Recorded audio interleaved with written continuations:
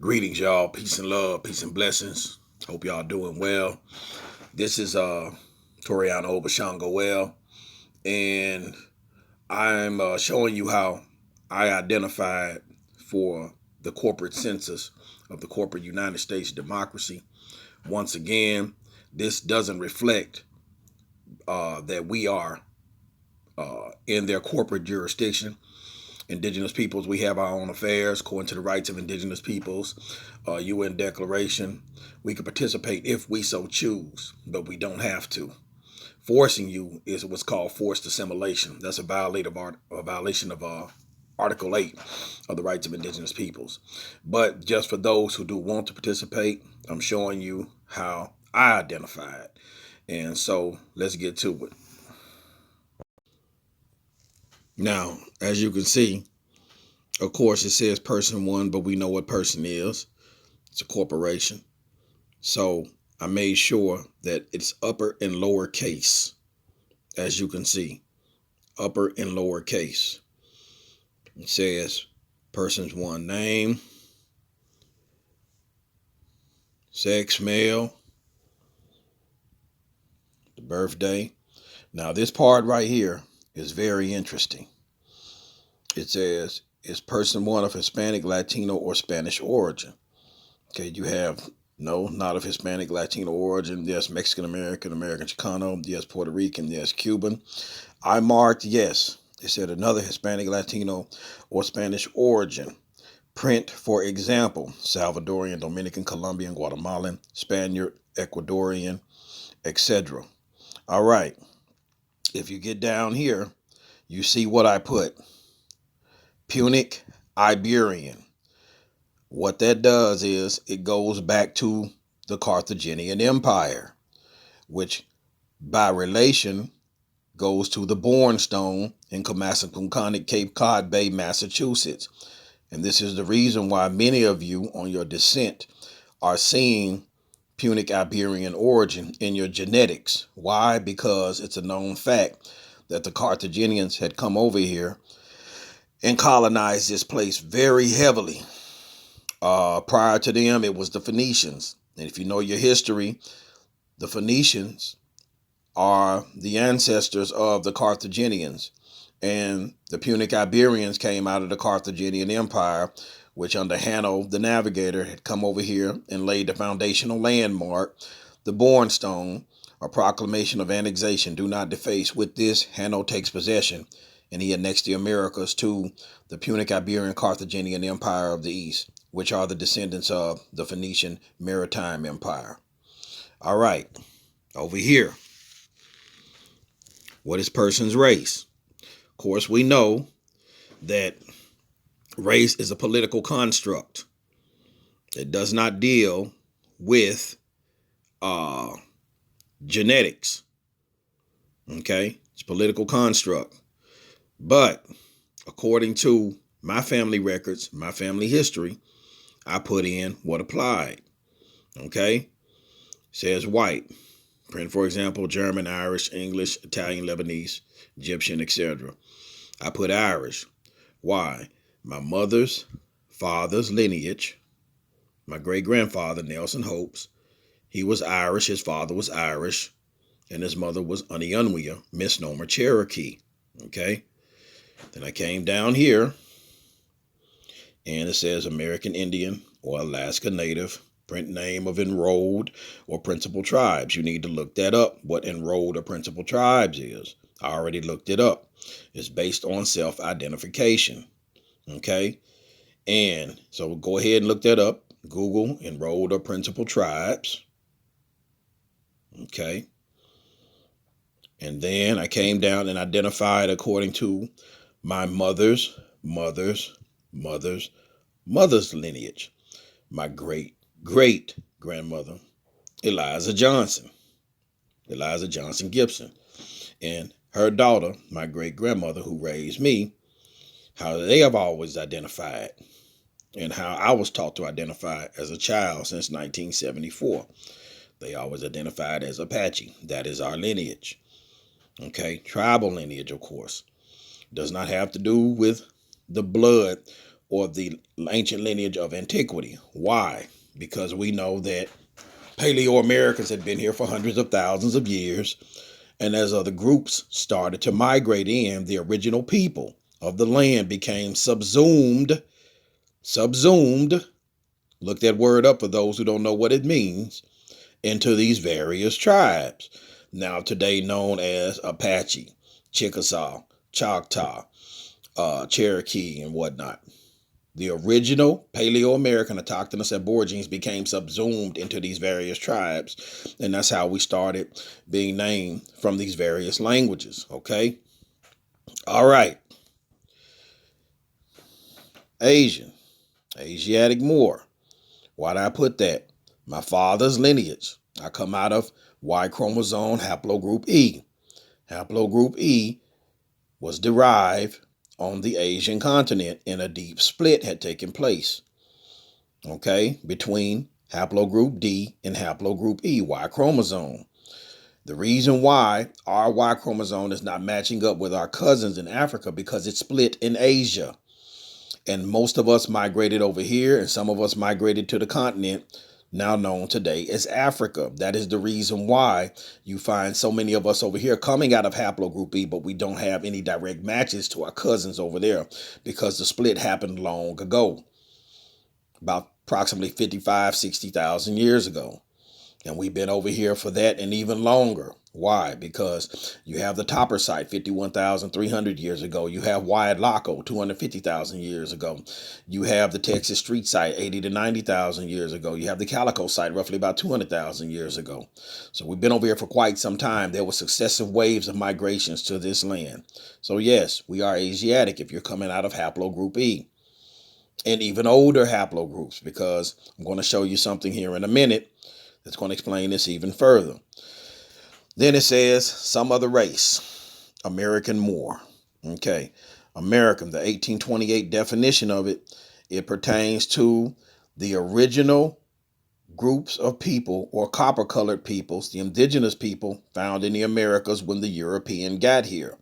That is Webster's Dictionary, 1828 definition of an American. In Moor, M-U-U-R.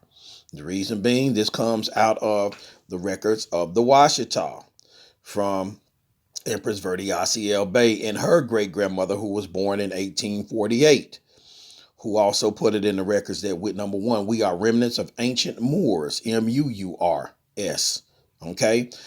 Also the ones responsible for the mounds. This is the reason why Watson Break Mound in Washita Parish, Louisiana, is the oldest mound. It's even older than Corral in South America, okay? It's even older than the pyramids in Mexico, okay? It's almost 6,000 years old, between 5,500 and 6,000 years old.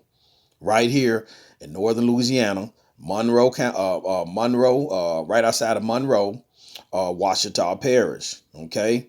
All of this, man, Arkansas, Louisiana, eastern Texas, eastern Oklahoma, and further up, and then western Mississippi, even over to Florida, the mound builders were everywhere, okay? And we have the oldest mound, Watson Break. Go look it up, all right? Now I'm going to show you something else, so hold that thought. Oh, and another note, this also has to do with my great-grandmother's lineage on my mother's father's mother's side, her lineage being Washita. So, like I said, do your due diligence, but I'm going to show you something that the reason being you need to identify scientifically, once again, scientifically, because scientific facts cannot be refuted, okay? Just one moment. Oh, one more other thing I forgot to tell you. Be sure, because the United States Census is underneath the United States Department of Commerce. Once again, the United States Census is under the United States Department of Commerce. So if you want to participate, be sure to reserve your rights. As you see, I have A period R period R, all rights reserved, Without Prejudice, UCC 1-103, 1-308, 9-311. 1-103 reserves your rights under the common law. One that it also deals with equity. It also deals with bankruptcy. Look it up. Deals with a lot of things. Coercion, duress, fraud, misrepresentation, the whole nine. 1-308 is reservation of rights under protest or without prejudice. 9-311 deals with the supremacy clause of commerce. If there is a treaty, statute, or regulation of the United States which supersedes a lien creditor's interest. We have treaties in place with these people, as well as the Bible in and of itself is statutory law, 96-1211. So look those things up if you're not familiar with it. All right. Here you go, folks. This is what I wanted to show you. Elsevier. Contents list available at Science Direct, journal homepage, elsevier.com, locate, gene, okay. Review. A phylogenetic view of the out of Asia/Eurasia and out of Africa hypotheses in the light of recent molecular and paleontological finds. Abstract. The substantiality of the out of Africa hypothesis was addressed in the light of recent genomic analysis of extant humans, Homo sapiens sapiens, HSS, and progress in Neanderthal paleontology. The examination lent no support to the commonly assumed out of Africa scenario, but favored instead a Eurasian divergence between Neanderthals and Homo sapiens sapiens, the Ashker-Embla hypothesis, and an out of Asia-Eurasia hypothesis, according to which all other parts of the world were colonized by Homo sapiens sapien migrations from Asia. The examination suggested furthermore that the ancestors of extant Khoisan and Mbuti composed the first Homo sapiens sapiens dispersals into Africa, and that the ancestors of Yoruba made up a later wave into the same continent. The conclusions constitute a change in paradigm for the study of human evolution. I remember when I first started studying under Brother Tyrone Cannon, he showed me an article, and I researched the article, that the Khoisan had Neanderthal DNA inside them.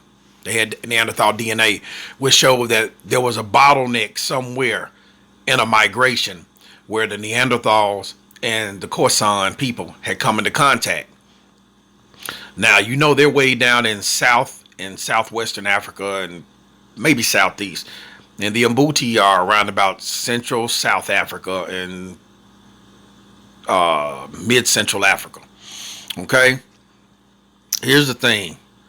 How does that happen when the fossil records of Africa do not support Neanderthals? Neither does it support Denisovans. Okay? So we have to look at all of these things. And this goes back to what I was saying about a migration into the continent, which I had written about in the Kraken back in 2015. If anybody read that document. Okay? Let's continue. Introduction. The Out of Africa Hypothesis, OOAH, which proclaims that modern humans, Homo sapiens sapiens, originated in Africa, is a common assumption in the discussion of the evolution and dispersal of Homo sapiens sapiens. Temporal estimates linked to the hypothesis have been used to redefine the nature of paleontological finds related to Homo sapiens sapiens evolution. OOAH was examined recently on the basis of paleontology and molecular data. This study did not support out of Africa hypothesis, proposing instead a scenario according to which Homo sapiens sapiens originated in an Asian Eurasian biogeographic region from which Africa was later colonized. Here, the inter-Africa scenario is redressed primarily in the light of the age and location of Neanderthals, Homo sapiens neanderthalensis fossils, and newly presented genomic relationships within Homo sapiens sapiens that were not previously available. Okay. Once again, this right here supports what Noble Drew Ali had said about us being Asiatic. Okay. This is scientific. All right. Now, here's the thing. For you pheomelanin Europeans, the age that this is talking about does not pertain to you. It was already shown that pheomelanin that you possess today was not derived from Neanderthals. So you can't even claim that, okay? All right. This is talking about when the world was melanin dominant. But like I said, this supports Noble Drew Ali's claim of us being Asiatic as well as if you do your homework on Y chromosome haplogroup E. Okay? Now, mitochondrial DNA haplogroup L was everywhere. Okay? The mother was everywhere. You know, and I think L goes back to 238,000. You know, and then if you go even further back, I'm sure there's a proto L, just like they found the Y chromosome A00, the Albert Perry Y, which was about 340 plus thousand years, somewhere up in there. A melanated man, Albert Perry in South Carolina, which is contemporary with the Huaylaco site of Mexico 250,000 years ago. And it had no direct match in Africa. Okay, something to think about. But you can find this. It's in the OneDrive. It's in the anthropology folder if you want to read this article. But I want to show you something. You see non-Africans Khoisan, non-Africans Mbuti, non-Africans Yoruba, Khoisan, Yoruba, and Mbuti. Okay. But this is a very interesting article. I'd like to thank Brother Edwin De La Cruz L, who purchased this. Thank you, brother, for your contribution. And here's the map.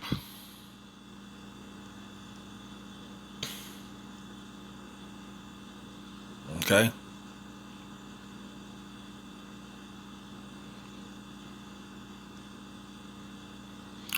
A simplified view of Homo sapiens sapiens migrations.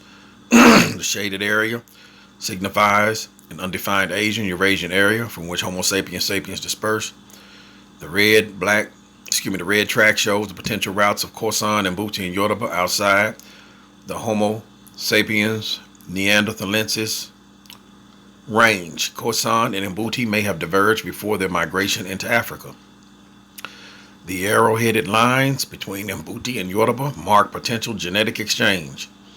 The green track represents the common Asian origin of indigenous Australians, Papuans, New Guineans, and the Andamanese. And mind you, the Papuans and Australo-Melanesian came up in my genetic background as well. And that has to do with seafaring. Okay. The track also marks Homo sapiens Denisovan admixture. The blue track marks HS and N input in European and Asian populations. Altai shows the location of the genetic contribution of Homo sapiens sapiens into Homo sapiens neanderthalensis. And the Daoshan cave, the location of the paleontological Homo sapiens sapien finds described by Liu et al. For interpretation of references to color in this figure legend, the readers referred to the web version of this article.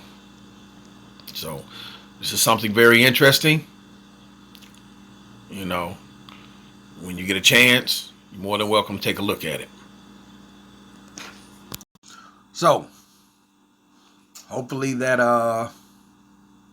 allowed you to see why I said identification in regards to scientific analysis in their system is best. So this is just, like I said, for me. And of course, I'm going to pass this information on to, my family. And Hopefully this will assist you. Peace and love. Ashe.